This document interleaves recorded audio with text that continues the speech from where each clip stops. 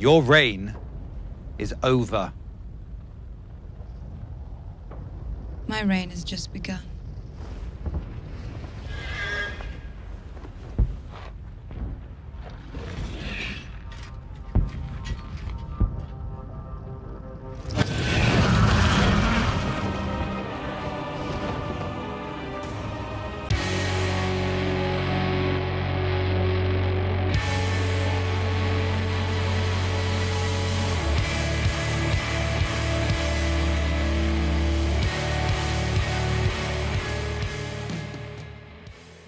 Welcome once again, my fellow manipulators of digital fate. I'm Richie, this is Capricorn, and today I have a spicy brew that I've been working on for quite a while, and we finally cracked the code. This one's called Dragonkin, and I think this might be the absolute best version of a Leyline of Transformation deck out of anything that's available to us right now. Why? We're utilizing Dragon Tribal.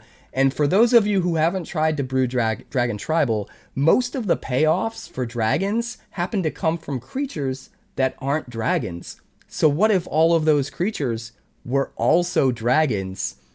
It's insane. You have to see it in action to believe it.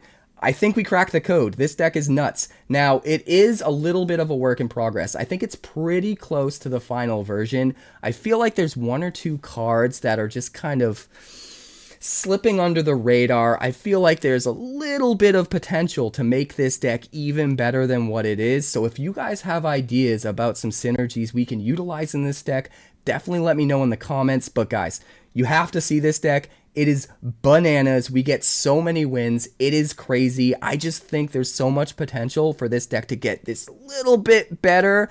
And I'm not 100% sure of what we add to get there.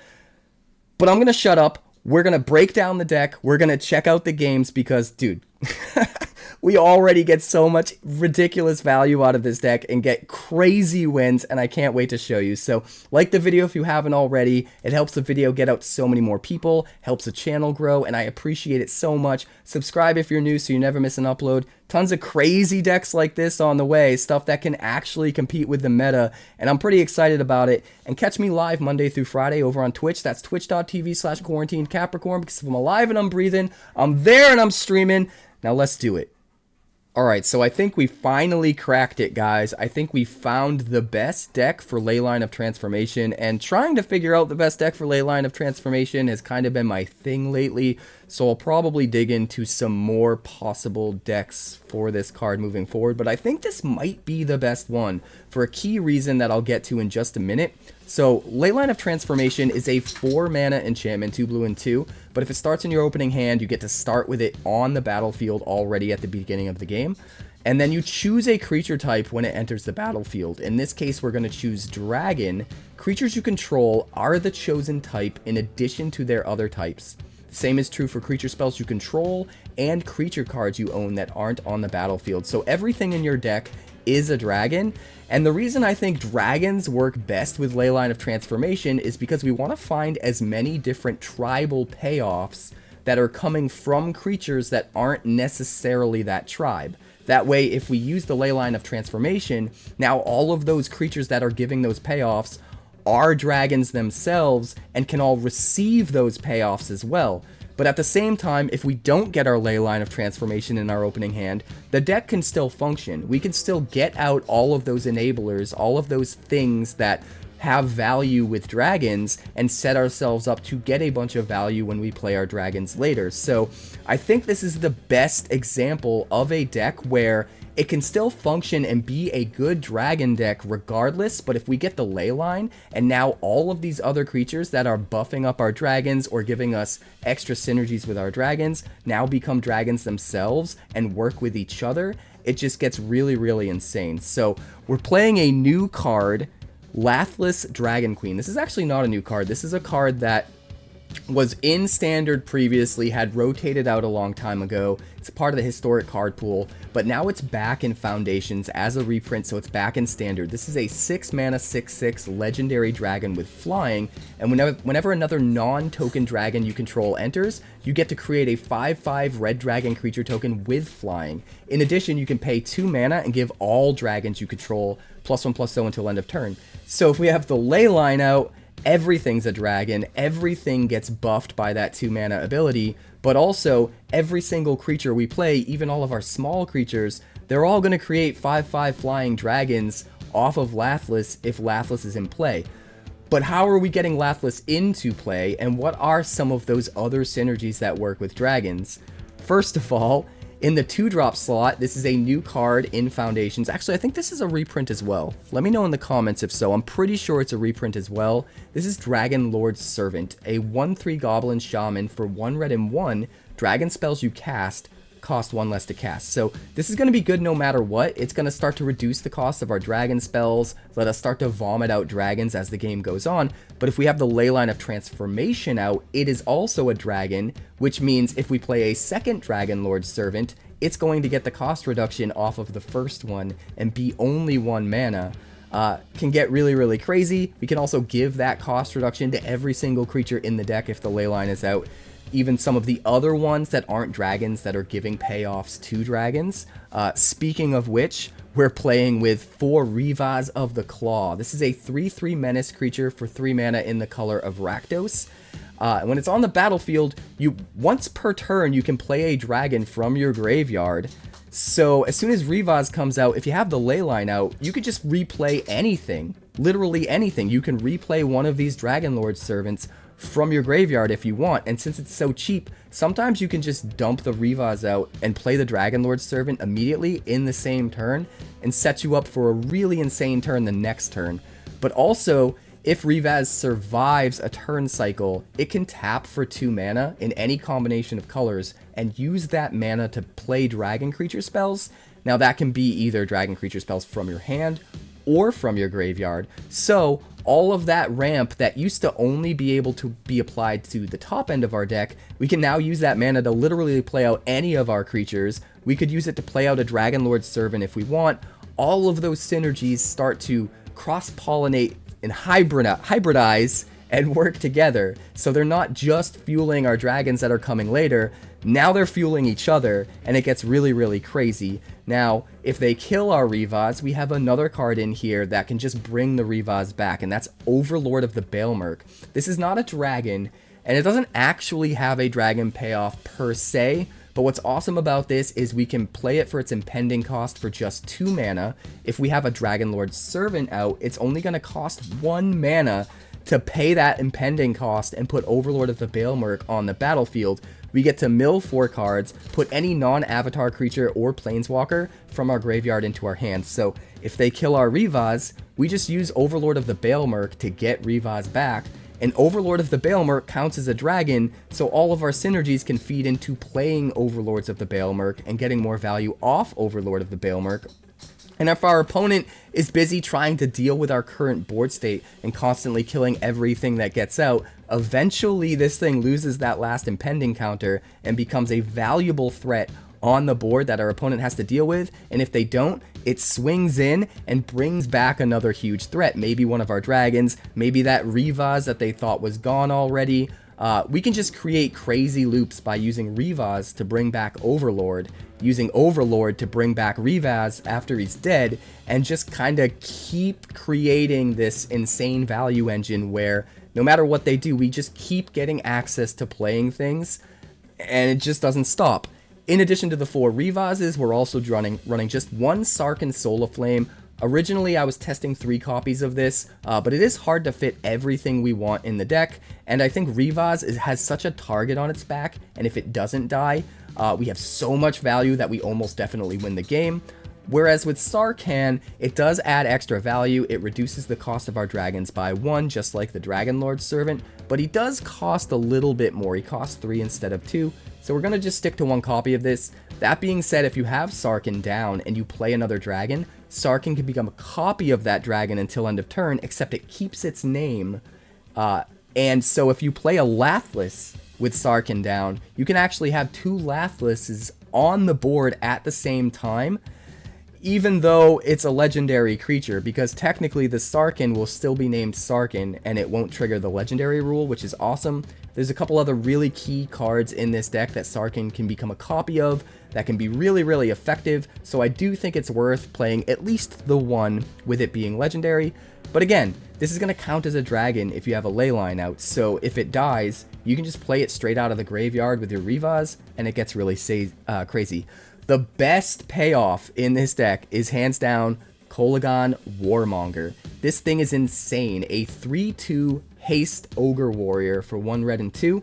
And whenever it attacks, you look at the top 6 cards of your library. You may reveal a dragon card from among them and put it into your hand, and put the rest on the bottom of your library in a random order. So even if we don't have the Leyline, this swings in immediately the turn it comes down, finds us a dragon, gasses us up, allows us to stay way ahead on card advantage, but it gets even crazier if we have the Leyline, because Kolaghan Warmongers can now find other Kolaghan Warmongers, or Rivazes, or Sarkhan, or Dragonlord Servant, or even Overlord of the Balemurk.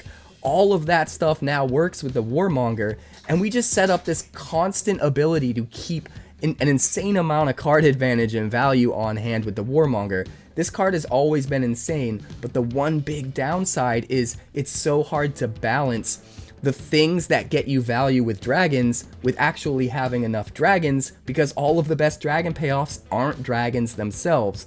But we've solved that because we have Leyline of Transformation, which is just kind of insane. We're also running 4 copies of Invasion of Tarkir. If we have the Leyline down, every creature in our hand is a dragon. This thing can come out for 2 and do an insane amount of damage. Be the removal slot of choice for sure. But what's even better is it's really easy to flip Invasion of Tarkir in this deck with all of the flying and some of the other ways we have to do direct damage. And when we do flip it and we get that Defiant Thundermaw, we get this 4/4 flying trample that makes it so that whenever a dragon you control attacks, it deals 2 damage to any target. And that is absurd, because then everything in our deck is a dragon because of Leyline of Transformation, which means as soon as we flip this, every single thing that attacks triggers the Defiant Thundermaw, even all of our little guys that we've just been vomiting out onto the field. So it can be absolutely backbreaking and insane to get a flipped Defiant Thundermaw. And since we do have some ways of doing direct damage with Invasion of Tarkir, as well as the next card I'm going to talk about in just a minute, sometimes we have the opportunity to actually do direct damage before we ever even go to combat in the first main phase, flip the Defiant Thundermaw, and then go to combat and get a whole bunch of triggers on it, even though the Thundermaw itself can't attack that turn. So there's some crazy stuff you can do with this, and it's absolutely insane. You want to prioritize trying to flip this Thundermaw as soon as possible, as often as possible. In addition, at the 5-drop slot, we're running one of the main win conditions in the deck, and that's Terror of the Peaks. Guys, this card is insane. Now, this doesn't necessarily have payoffs specifically for dragons, but because we have so many different ways with Dragonlord Servant, Sarkhan, Rivaz of reducing the costs of all of our creatures in this deck, or giving ourselves mana to cast creatures in our deck, it's so much easier to just vomit out a stream of creatures once the Terror of the Peak is already on the battlefield, and just get way more triggers, exponentially more triggers out of the Terror of the Peaks than you would in a normal dragon deck. So having this as a win condition, and also as another sort of pseudo removal card so that you can get those triggers and remove key threats, is absolutely insane. Being able to play it from the graveyard is insane. Being able to get it back from the graveyard with a Balemurk if it's gone is insane. It just keeps coming back. It's never gone, even when our opponent thinks they've dealt with it. And it's nuts. And even if they do finally get rid of all of our ways to bring it back, we just swing in with a Warmonger and find another one. It's absolutely absurd. We're running the full play set, and it's so easy once this engine gets going to just all of a sudden just, here's a dragon, and you're dead. It's absolutely nuts. We're also running 3 copies of Hoarding Broodlord at the top end. This is a 7/6 flying dragon for a whopping 8 mana, 3 black and 5, which seems a little unreasonable, but it has Convoke. And when you take into account the fact that it has Convoke, you can tap all of your little creatures that are enabling your dragon synergies for extra mana, essentially, to pay for the cost of the Broodlord, while also getting extra mana out of Rivaz, while also getting cost reductions from Dragonlord Servant and Sarkhan. All of that put together, this thing comes down for a reasonable cost very consistently, way earlier in the game than you would think it would. And then when it does, you get to search up any card in your deck, exile it, and then you can play that card from exile anytime you want. And when you do, it also has Convoke, so that whatever you fetch with this can now be convoked as well, which means you can tap all of your little creatures to pay for that card, get even more value onto the field. It ends up being absolutely insane, especially when you use this to find another one, and then play the other one and find the last one, and then use that to find another Terror of the Peaks or a Lathliss. It just gets crazy. This deck can pop off to an insane degree if you get the pieces you need in play, and sure, your opponent can remove them, but like I said before, there's so many ways to just keep bringing them back. Bring them back with Rivaz, bring them back with Overlord, find a new one with Warmonger. It gets utterly absurd. The last card I want to talk about is Shivan Devastator, and I was kind of scratching my head about what to include for this last slot. We tried a whole bunch of different things, and big dragons seemed like they mucked up the curve a little too much, whereas smaller plays seemed like they took too much away from our potential end game and how much value we could get out of it. And I was really kind of scratching my head at what direction to take and what to do, and then I realized Shivan Devastator is perfect. If it's later in the game, we have all of this cost reduction out and all of this extra mana generation out and a bunch of lands, we can just slam a Devastator for an insane amount, make it this huge flying haste flyer that's going to trigger all of our synergies, trigger Terror of the Peaks, trigger Lathliss, do all sorts of craziness, trigger our flipped Defiant Thundermaw, all that good stuff, and swing in for an insane amount of damage. But if we have this on curve, we can still use this as a really awesome way to either muck up the board for our opponent as we try to drag out the game to get to where we need to, and if it dies, whatever, we just end up bringing it back later with Rivaz or Overlord. But we can also swing with haste in the air when they don't have a blocker, and very easily flip an Invasion of Tarkir when they don't see it coming and they don't realize that we're going to have the ability to do that. And that can help us get as wide as we need to, as quick as we need to really take over the board. So there's a lot of nuance to how this deck can be played, and I do think having these 3x cost dragon spells as sort of like a flex slot that allows you to curve out succinctly while also still keeping the amount of potential top end that you have as high as possible, I think it really does glue the deck together. So we're running 3 copies.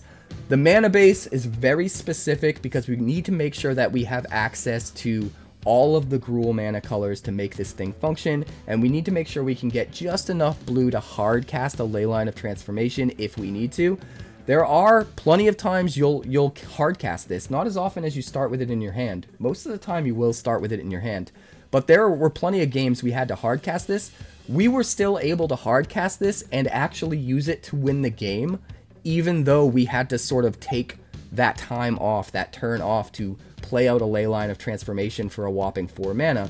A lot of times because we have so much cost reduction, ways to enable cost reduction or extra mana production, we can sometimes play a Leyline and still play out something else in the same turn, just turn on all of our synergies. It works surprisingly well more often than you would expect, and that's probably the most surprising part of this deck. I really thought that if we didn't have the Leyline in our opening hand, it would be kind of useless, and we'd never have a turn where we could get it on the battlefield, but we go so wide so quick, and our opponent's so busy trying to deal with everything else we have already out, that we find gaps to play the Leyline, and half the time, in those gaps that we find to play the Leyline, we have mana left over where we can play something else because of all that cost reduction. So don't worry necessarily about not getting it in your opening hand. It's obviously insanely better if you get it in your opening hand, but you can get wins even by hard casting this later, or even in games where you never see the Leyline at all. And we've done both of that, and those games are in the gameplay, so I'm excited for you guys to check that out. So I'm going to shut up and we're going to get to the games, but the mana base, like I said, is very specific because we need to make sure we have consistent access to Grixis color for the right creatures at the right time. So if you're interested in the mana base specifically, check that out in the description. There is an entire deck list there for you guys and a link to the Aether Hub that has this deck on there. So check that out. I'll shut out. I'll shut out. I'll shut up because we need to check out the games. Guys, this is absurd, so let's do it. 2 tapped lands. A billion other things. How about no? Too many tap lands, jerk. Alright, we'll keep this. It's not great, but we're going to try and make it work. We're going to put back the Sarkhan. I just realized we have no black mana. Well, guess I put back the wrong card then, huh?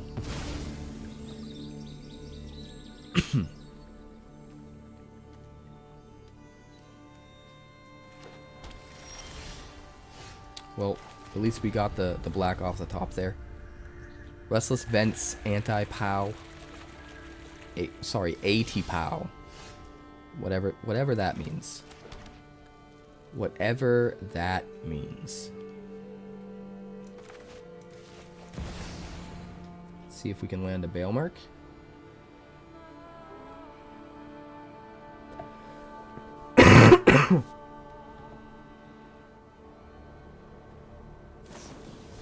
Phantom Interference. Okay, well, at least we got rid of your counterspell.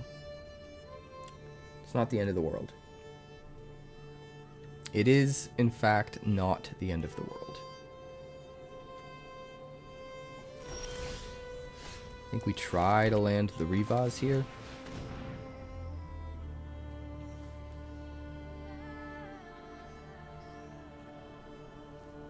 Does he have another counterspell? No. Does he have a bounce spell? Probably.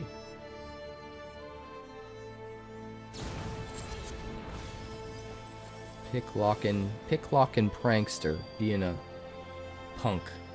punklockin' punkster.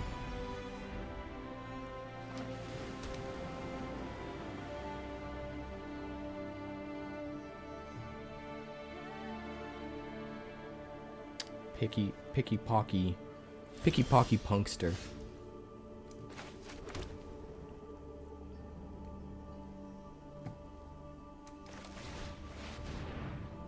Eh?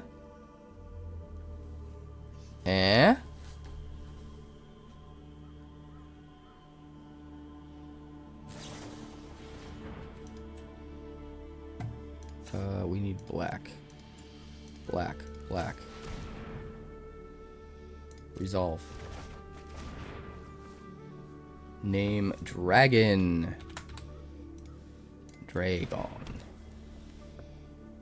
Oh, but it's already back in our hands, so we can't play it from the yard. We should have picked red. We would have been able to play a Dragonlord Servant. Oopsie. That was my mistake. I forgot that by the time we had the black mana, the Rivaz wouldn't be in play anymore, and we wouldn't be able to play things from the graveyard. I wanted to play the Overlord for its impending cost, since it counts as a dragon. That's a bummer. I didn't even need double black either. If I had just gone black-red, I still would have been able to play a Servant, even if I didn't realize. That's a bummer. That's a bummer.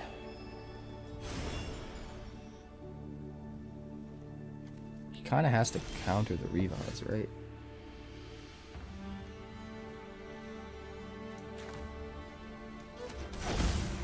Dragon. So now he can't counter it. And when he tries to kill it, we're already playing the Overlord, right? So no matter what, we get our value.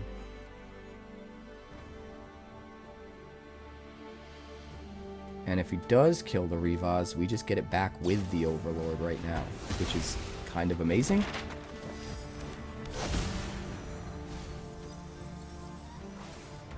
Rivaz is back.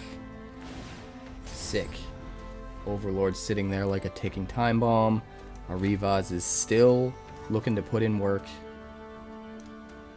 We've got a Warmonger in the yard, so we can jam Rivaz. And then immediately... Oh, we're 1 mana short. We're 1 mana short. If we play the Dragonlord Servant, we play this for 2. Yeah, we're still going to have some problems, aren't we?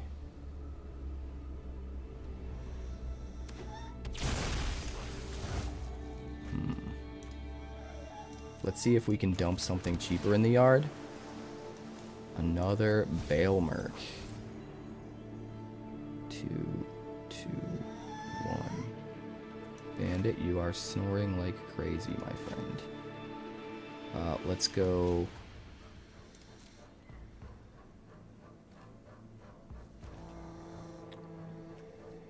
Let's go, red, colorless, servant.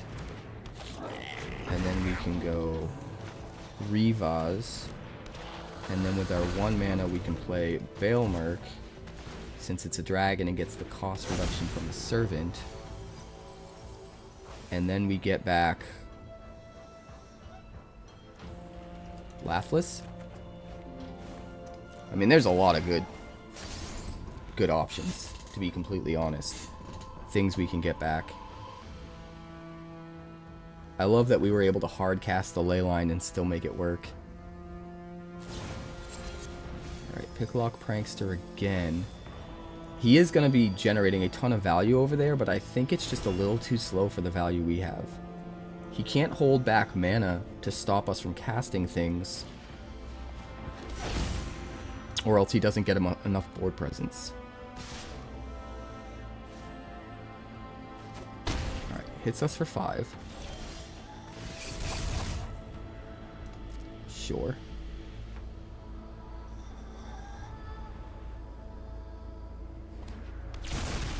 2, 3, 4, 5, 6, 7. We have 8 mana. Are you ready for this insanity? Thundering Falls. Get rid of the land. Lathliss.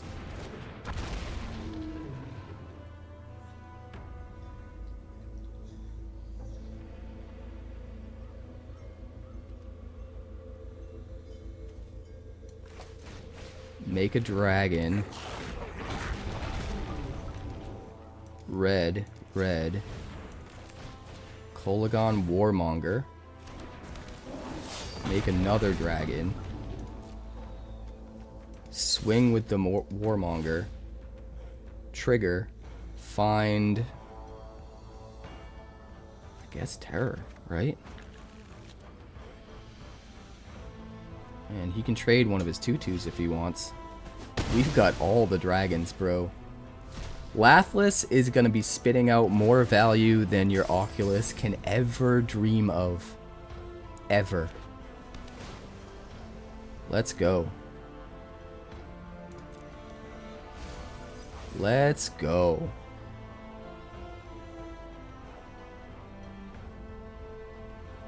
I think we might be able to just win with Terror of the Peaks next turn. 4, 5, 6, 7. We have 9 mana. Plus 2 cost reduction. Yeah, this is gonna get wild. This is gonna get really wild. Really, really wild. Resolve all. Doesn't even matter. It doesn't even matter. Dude, it doesn't even matter. See if we can dump something else in the yard to bring back. Another Lathliss. Can you imagine? Alright, Terror of the Peaks. Creates a dragon. 5 to the head. If we make Lathliss, that's not going to do enough, right? Nope. Do we have enough black mana? 1, 2...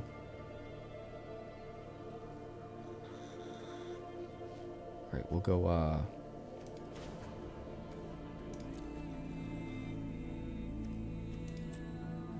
black, black, and then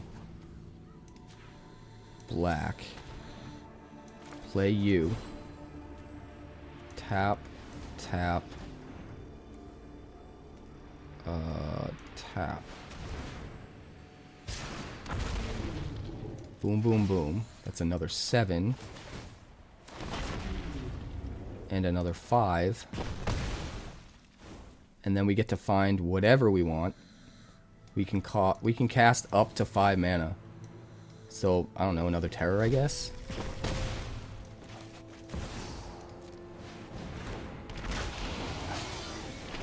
Do another 5, make another dragon token, do another 5, do 2 more 5s. Just go do die. Go do die. This looks pretty good. We don't have a 2-drop, which is a bummer. I mean, we could play the Shivan Devastator as a 2-drop, but we're not going to. But we'll keep 7. We've got the Leyline. We've got a turn 3 play. We've got a Raucous Theater so that we can dig for our next card. So we will submit. We will name Dragon. And we'll play the Theater. A Lathliss. Well, we're gonna dump that since we already have one in our hand.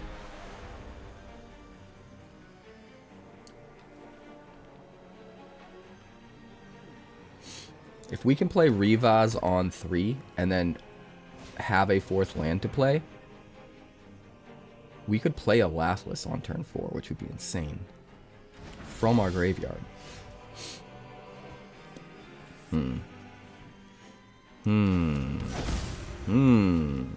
Part of me really wants to use this right now. I think it's better to wait. Let's pass a turn.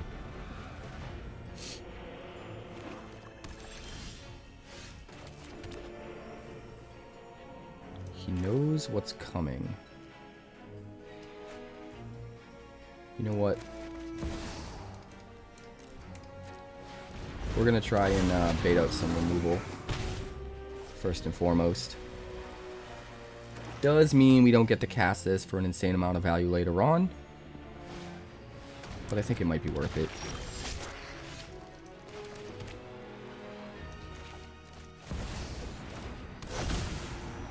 Alright, we are going to reveal... I guess both, since he's seen both. Kill that. And then swing for 2 at the Invasion of Tarkir. Now he's gonna be forced to kill the Devastator, I think, before we flip our Tarkir. Yeah.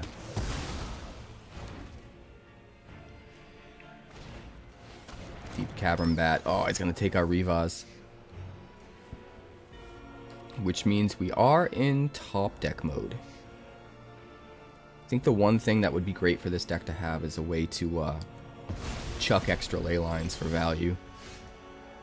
Oh, he didn't take... He took the Lathliss. Maybe he wants to kill the Rivaz? I want the Warmonger. I want it. We kind of have to, though. We have to force him to do the thing, right? Let's pass the turn. We have to force him to use the removal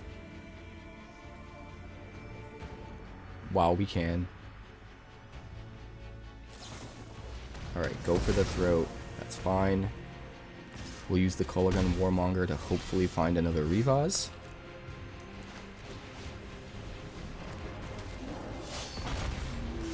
And flip the Tarkir. Let's see, we've got a Sarkhan. We've got another Kolaghan Warmonger. I think the Warmonger is going to be best. Alright, so we'll flip the Defiant Thundermaw. We can get insane value next turn. The Warmongers count as dragons because of the Leyline. So they all trigger the Thundermaws, which is nuts. Alright, so we're going to go to 8. That's fine. That's fine. What do we got in here? So we could play a Rivaz and then immediately play a Shivan Devastator for 1. I don't know if that's worth it, though. I think we're going to do it like this. Swing for 6, trigger both Warmongers. We will find a Dragonlord Servant.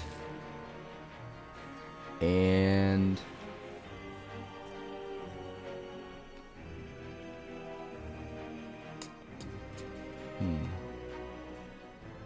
I guess a Terror of the Peaks.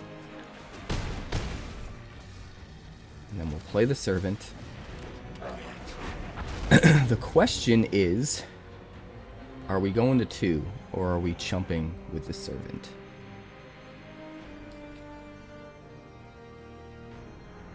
That's the question.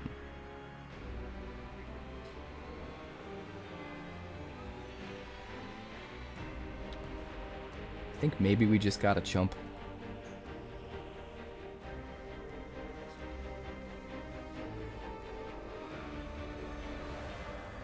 We'll see. If it stays alive, we can play Rivaz and immediately play a 3-cost dragon from the yard.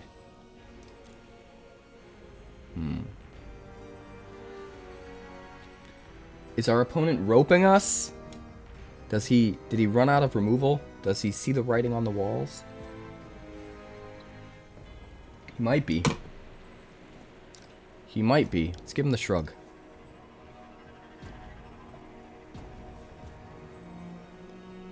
Mr. Smoke Noir. Why Noir? What's wrong with the letter R? He's about to get smoked. Yeah, I think he just ran out of removal.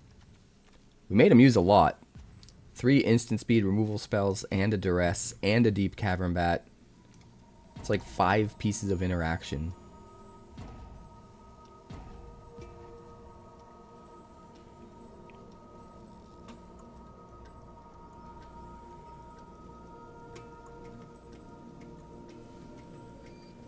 What do you got for me, Smoke Noir? I'll take this moment to enjoy some Nectar of the Gods. You got nothing. You got nothing, Smoke.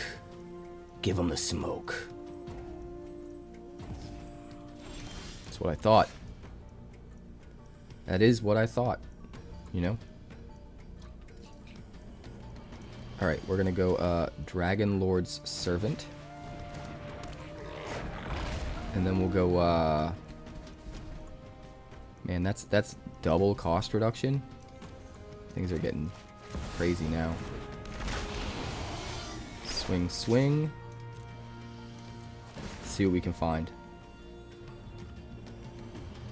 Ooh. The Warmonger. Gotta take the Warmonger.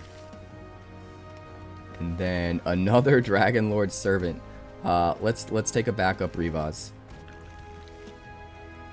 The reason we took the Warmonger is because we can get the double cost reduction from both Servants and actually play it this turn with just 1 land, which will trigger the Terror, let us do 3 damage, and kill his Unstoppable Slasher. It would be nice to kill the Bat, but it feels a little bit win more. I don't think we really need to. We've got a Lathliss in the yard that we can get back when we drop one of these Rivazes. And we don't really have the mana to play the Lathliss right now anyway. Although it is worth noting it's only going to cost 4. Because of both Servants.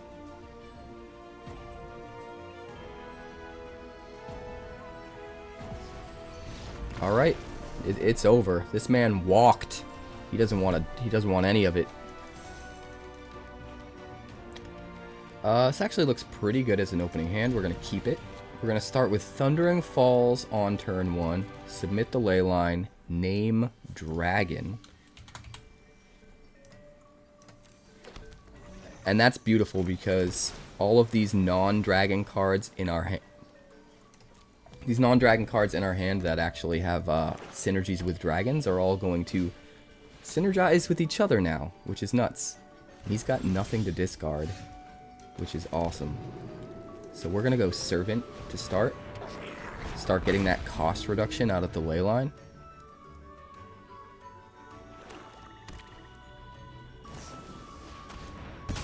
Okay, that's fine. He's going to Edict. So what's our best bet here? 2 mana Servant, 1 mana Overlord. We want to try to save the Rivaz for last, because if he uses up his removal on everything else, Then the Rivaz can come down, survive, and start bringing everything back from the graveyard. Nobody knows Dominaria shadows like me. Oh, one of your friends has to leave. I think we're in the exact same situation. We're gonna Servant. We're gonna Overlord. If he makes us discard with the Liliana, we probably discard the Hoarding Broodlord. Honestly, I think we go...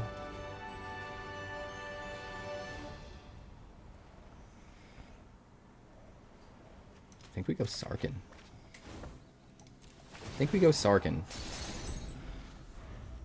We can actually kill the Liliana with Dragonlord Servant. No, he's gonna uptick. We're gonna discard, so probably not.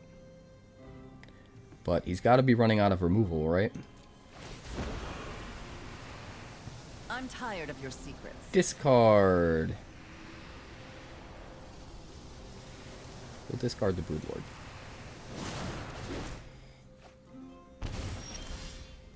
Now we can Thundering Falls. Get rid of a land. Play a Rivaz. And then immediately play another Servant from our graveyard.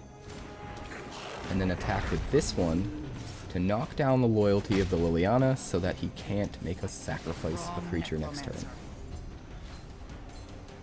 I think in hindsight, I probably should have got back the Terror of the Peaks instead of the Sarkhan. Because if he does kill the Rivaz, having the Terror in hand is actually way better. But we'll see. This could end up being fine.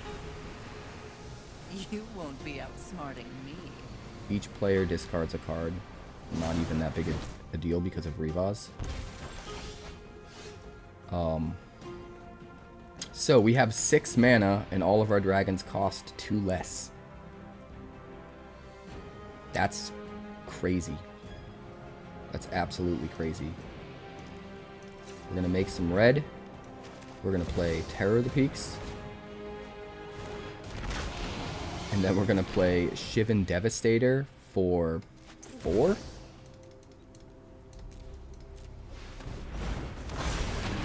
And that's going to kill the Slasher.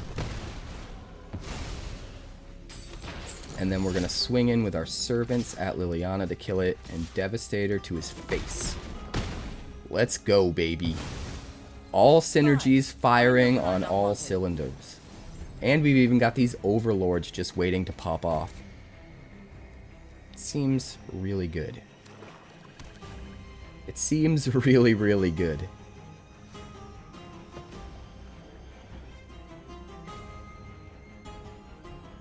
See what else we got. Deadly Cover-Up. Gonna nuke everything. It's not the worst ever though, because like I said, we have these Overlords ready to pop. What's he getting rid of? All Terrors. That's actually fine. I think Rivaz is probably our most powerful card. So I'm not super worried about it. Goes down to 10. We get to play Rivaz again. Don't think we can actually cast anything though, right? I don't think we have enough mana. This has Summoning Sickness. Yeah. So we're just gonna pass the turn here. Let our Overlord come online. What's cool here is if he has another sweeper, we still have another Overlord that's going to come online afterwards. So, no matter what, we have our value.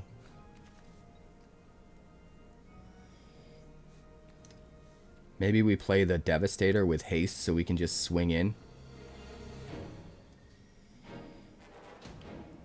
Could also play the Hoarding Broodlord maybe. Or just hardcast an Overlord.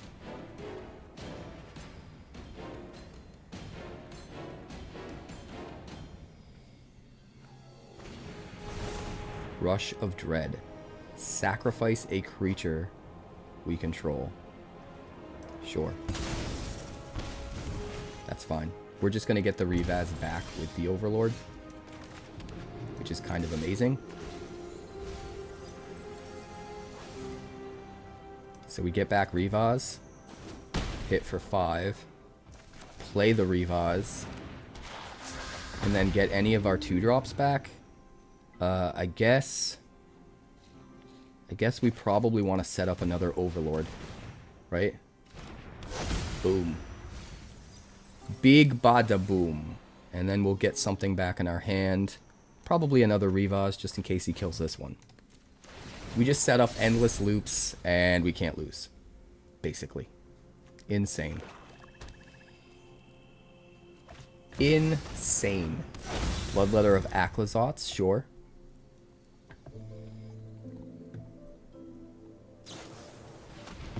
The end, my Rivaz.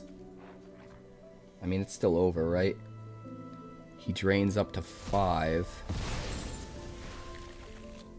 And then we hit him for 5 with one of our Overlords. And then it's over. But, for fun, we'll name Dragon and play Lathliss. Oh, come on! Let us play the Lathliss.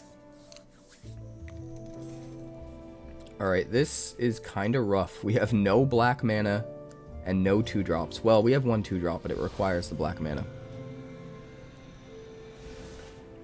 So we're going to have to dig with Thundering Falls.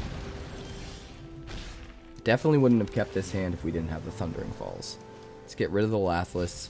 Rivaz can just bring it back, so not the end of the world. We've got black from Blazemire Verge. So we'll try and get out, ooh, maybe we play the Servant. I was gonna say maybe Overlord, but let's do Servant. If he wants to get rid of it, he has to shock.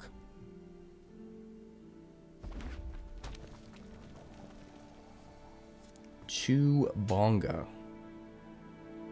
Chewbonga.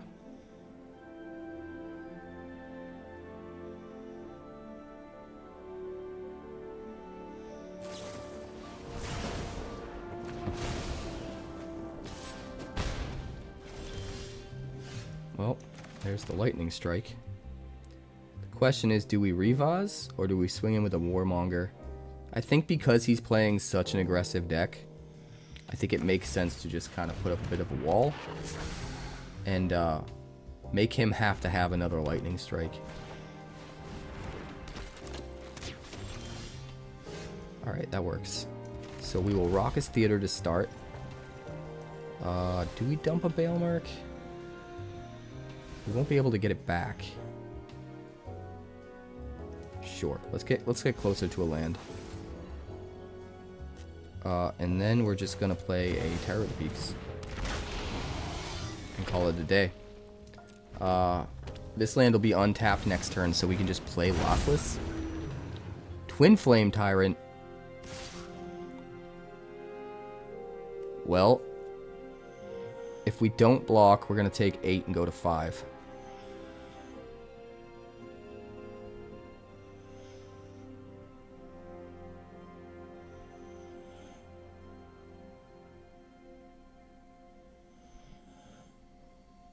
But I think we want to keep the Terror, so no blocks. Because we can use the Terror to kill the Twin Flame Tyrant.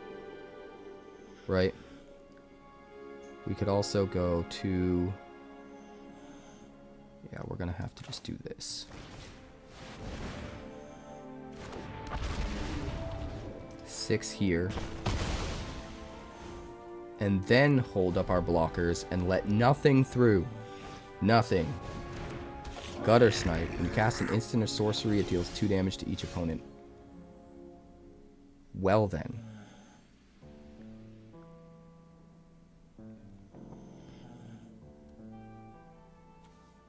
We need a dragon.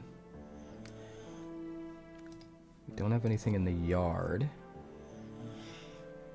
Let me think.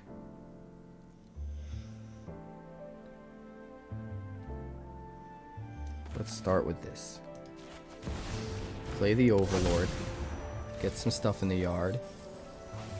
And then if we hit a dragon, perfect. Perfect.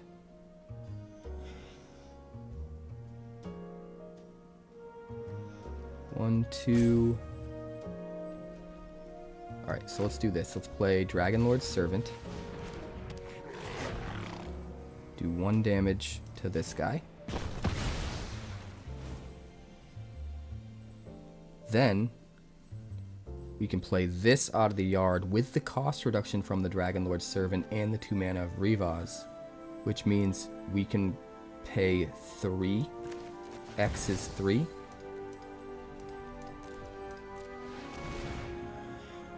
And then that's going to trigger the Terror of the Peaks and the Lathliss. So we can kill the Gutter Snipe, get a 5/5, kill the Pyromancer. I mean, honestly, we could have just had lethal and just killed him with all of it. Easily. But, yeah, we did the thing. This actually looks pretty good. We've got 2 drops. We've got some removal. We've got some things to build to. We only have 2 lands and we don't have our Leyline, which is a bummer. But we're not always going to get our Leyline. So, we've got cost reduction. We've got some surveilling. We're going to try and make the most of it.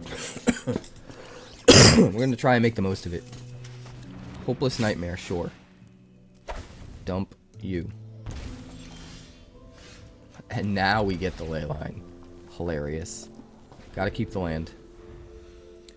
Gotta keep the land. Ruthless Negotiation. Goodbye.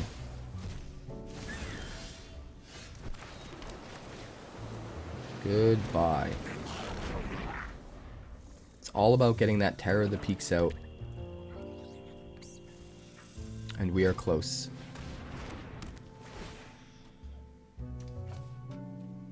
Tarkir. We are so close. Devastator goes away. Another Servant. If he makes us discard, we get rid of... I don't know, maybe we get rid of the Terror. If we could play the Rivaz. Well, no, we can't really bring anything back, right? He's gonna have a difficult choice here. So at least there's that.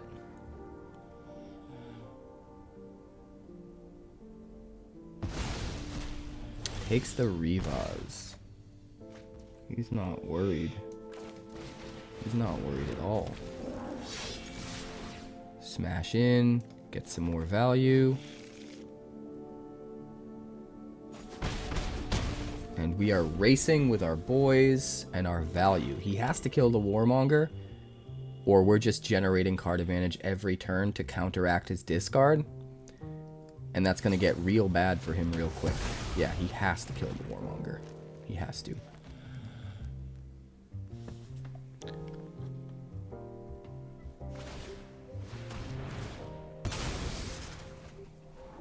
And he's scrying. Looks like he's desperate.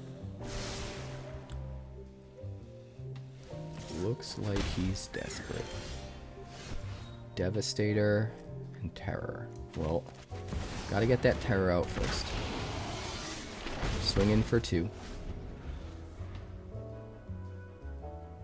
Now he has to kill the Terror, but he also has to get rid of our hand. I don't think he can do both in the same turn.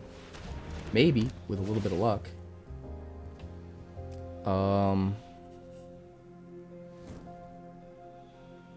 Do we dump the Terror or do we dump the Devastator?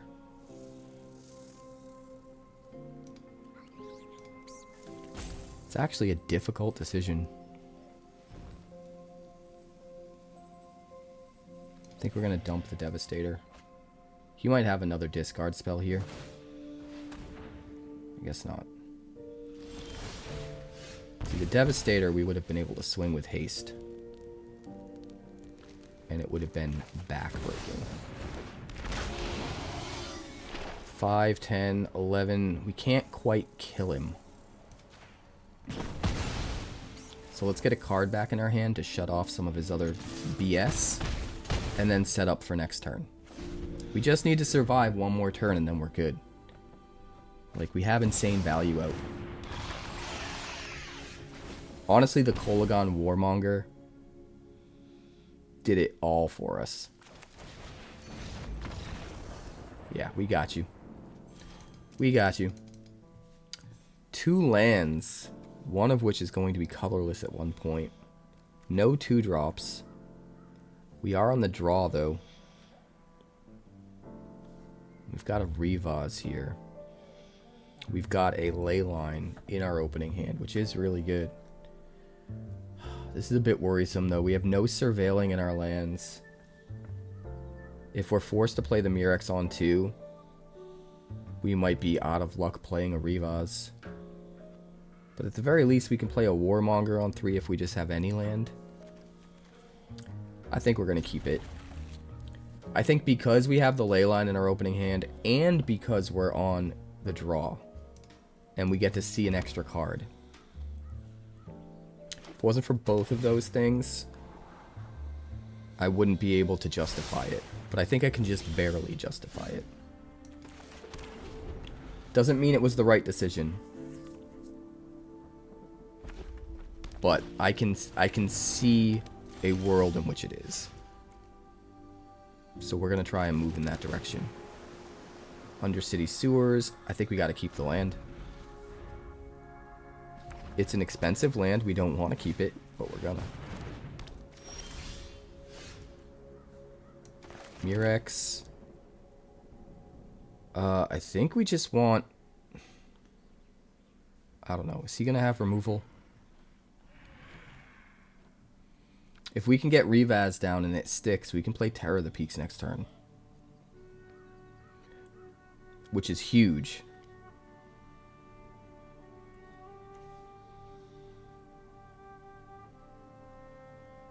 Alright, we're going to try. We're going to try. He's got Authority of the Console, so we can't attack the first turn. We play Kolaghan Warmonger anyway. Alright, Chainsaw kills Rivaz. What an interesting inclusion in a Caretaker's Talon deck. Chainsaw? So strange. Do we dump it? I think we need the card advantage. Alright, let's get the Warmonger out there. Pass the turn. See if he's got something for the Warmonger. Let's see if he's got something for the Warmonger.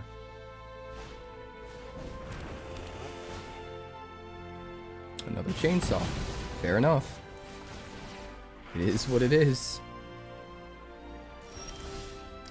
He's going to run out of it eventually. Terror the Peaks. Are you out of removal yet? If that sticks, we get to go to town. Felidar Retreat. Okay, drops a land, makes a 2/2. And it's a tapped land, so he doesn't get to copy it with the Caretaker's Talent this turn. He does get to draw a card, though. I think it might be too slow. I think we might be okay. Let's start with the Thundering Falls. I think we keep the Tarkir. So if we play Balemurk for 2, it won't trigger the Terror. But we can get back our Rivaz. And play our Rivaz. So we end up doing 2 less damage from the Terror. But can play the Rivaz this turn. Which might be huge. I think we try to get as much value as we can out of each card, so we're going to full cast the Balemurk. We're going to kill his token so that he's not able to make copies of it. He's got to get another token out. We're going to bring back Rivaz. And we're going to swing 5. Everything's about to be crazy. We don't even have all of our crazy cost reducers. We're still going to town. So if we jam Rivaz, we have 3 mana to play Warmonger from the yard. It will still enter tapped.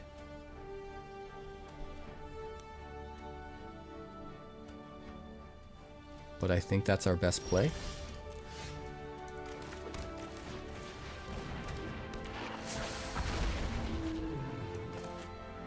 So we're going to try. make that happen. Let's see if he has another Sunfall. Let's see if he has another Sunfall. He very well might.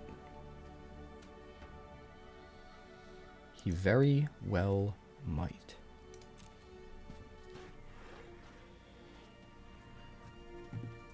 Do you, sir? Swings 2. He's got it then, right? Yeah. And that is rough. We're 1 mana away from our Broodlord since we don't have any creatures out to convoke it with.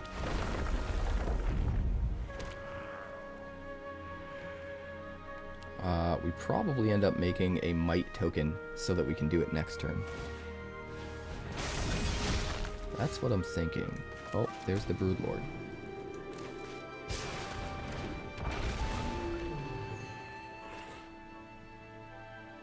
I think maybe we find another Broodlord.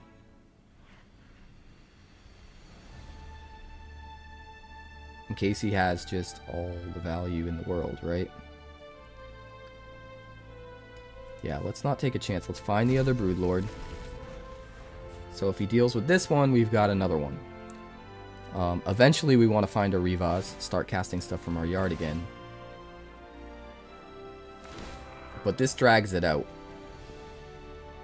This is like, this turn he needs removal, next turn he needs removal, and then the turn after that he needs removal for the Rivaz.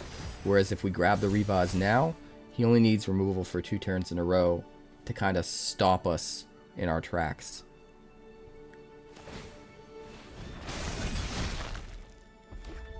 Certainly has a lot of tokens now, though. 13. We're going down to 5. That is rough. And this is coming onto the battlefield tapped, so yeah, we're just dead, right?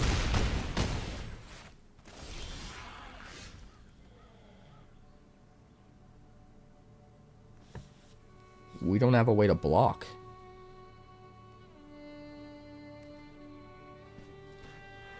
We don't have any way to block because all of our creatures are entering tapped. So, unfortunately, I think that's just it. Which kind of sucks. Because we had so much coming. So much value. We just couldn't get there. We just couldn't get there, Deacon Frost. How dare you?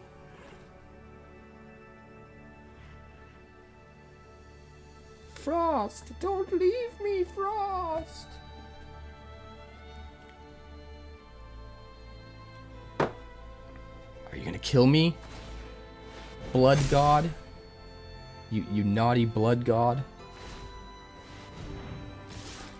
You were naughty. You were a naughty vampire god. I'm not happy about it.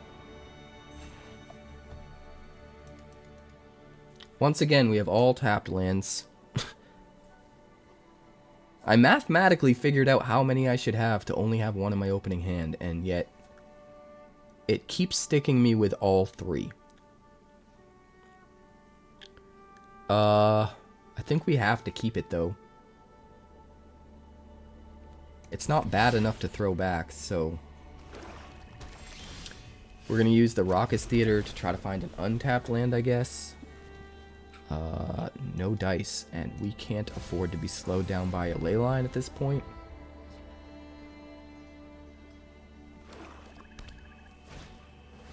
Deep Cavern Bat.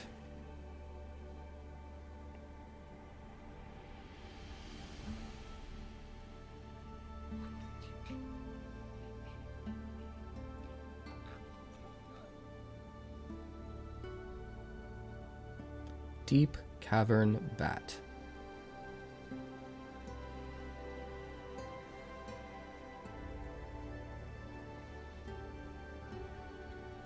Does he not know what to grab? I mean, he has to grab Tarkir, right? Yeah. We don't really have a good turn 2 play. So we're going to Surveil. Do we dump the Warmonger? I don't know. It seems really good right now. We're going to keep it. We're going to keep it. We've got a 4th land. And we just have streams of value here, so... Mirrex on 3, Warmonger swing. He probably kills it. Alright, we'll get rid of the expensive thing. We can bring it back later with Rivaz. I don't think this deck is well positioned to take us out. Because we have ways to get back our value while still putting a lot of pressure on the board at the same time. Like, we just sort of cancel out his discard with our Warmongers. And then eventually cancel out his discard with our Rivaz. Which is kind of awesome.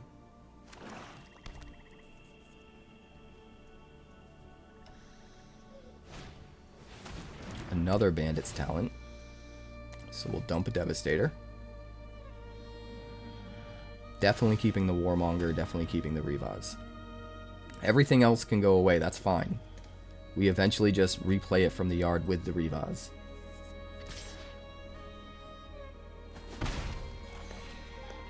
Alright.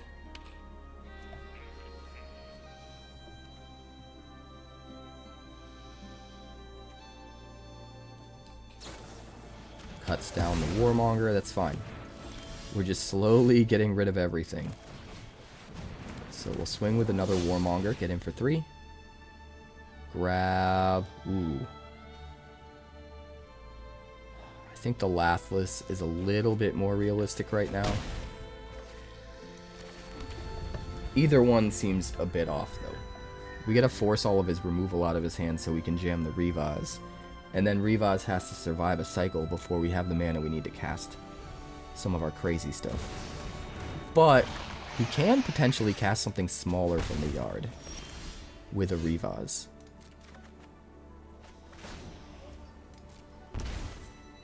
Four mana.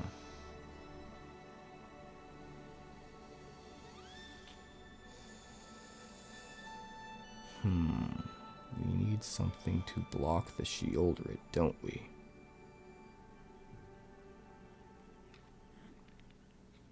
This is very, very tricky. We have none of our... I think since we have double Rivaz now, I think we just play it. And we pass the turn. And I mean, if he wants to trade his Sheoldred for our 2 dudes, that's fine. We know we have another Rivaz. And if he doesn't, we just really go to town next turn. I just don't know if we want Terror of the Peaks or Lathliss out first. Probably Lathliss.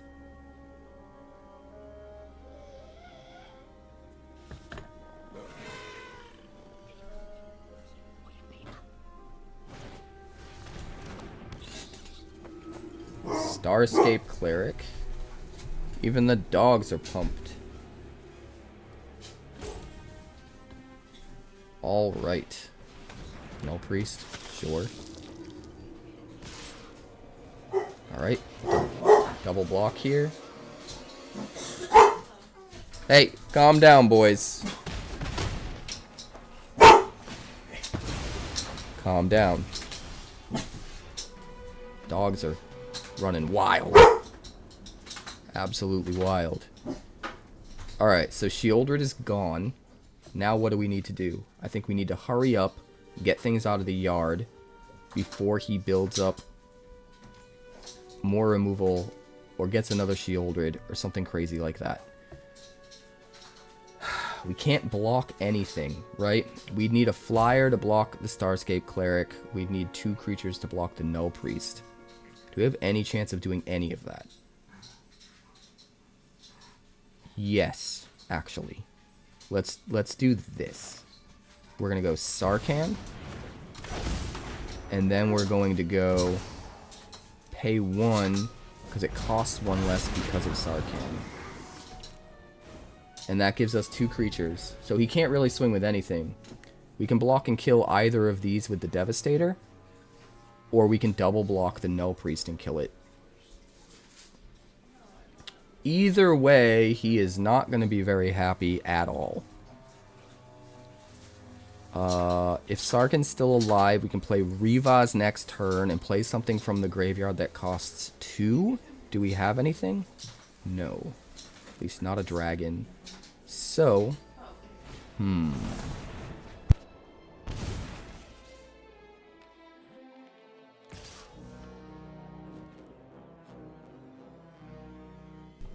Alright. So, I mean, I guess we block here and kill it. It makes sense to me.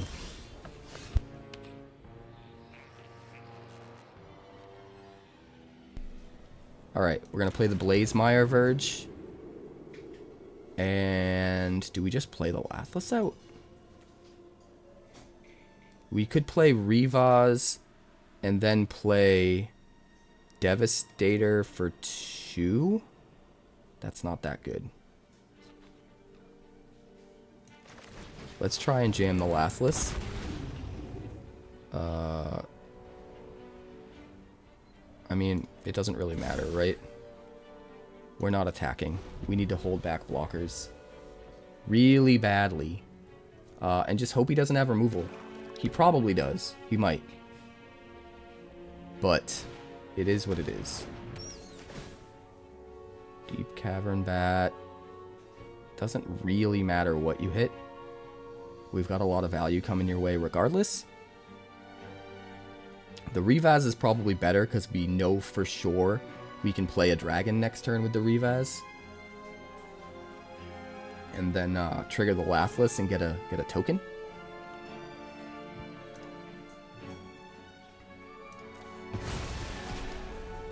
But we still probably can with Kolaghan, which is really interesting.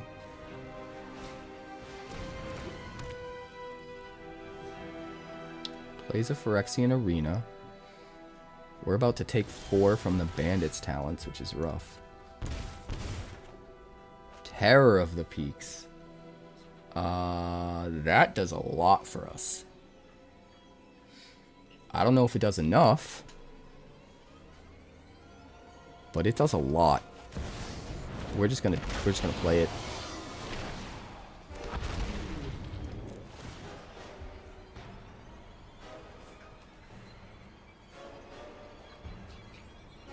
I guess we kill this.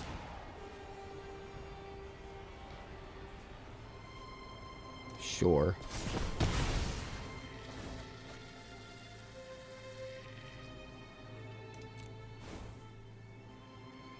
We could swing for a whole bunch.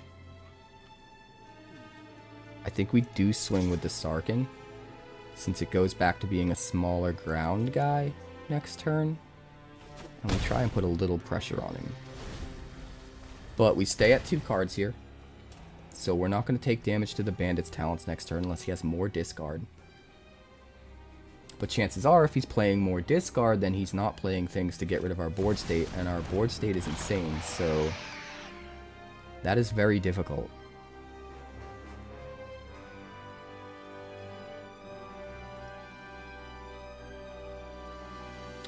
This is going to be nuts. I can already see it coming.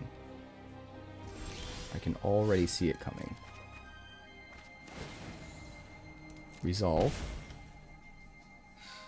We're going to go Tarkir. 2 to you. Then we're going to go Warmonger. Yeah. We just nuke your whole board, swing, flip, nuke for more. Crazy.